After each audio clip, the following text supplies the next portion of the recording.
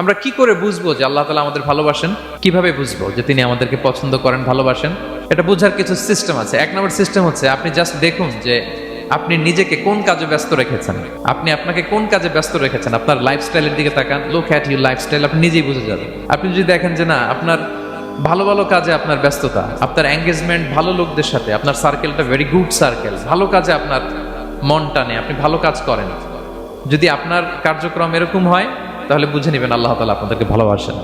আর যদি দেখেন না, যত আকাম কুকাম আছে ওইটার সবার আগে আপনি, যেই কাজে আল্লাহর ক্রোধ আসে, আল্লাহ রাগ হয়ে যান, যেই কাজ ইসলামে করার নিষেধ, যেটাতে তার অসন্তুষ্টি, ওই কাজে আপনার এঙ্গেজমেন্ট, ইনভলভমেন্ট, আপনার সার্কেলগুলোও এরকম, তাহলে বুঝে নেবেন আল্লাহ ভালোবাসা, এই মহা সৌভাগ্য আপনার কপালে জোটে নাই।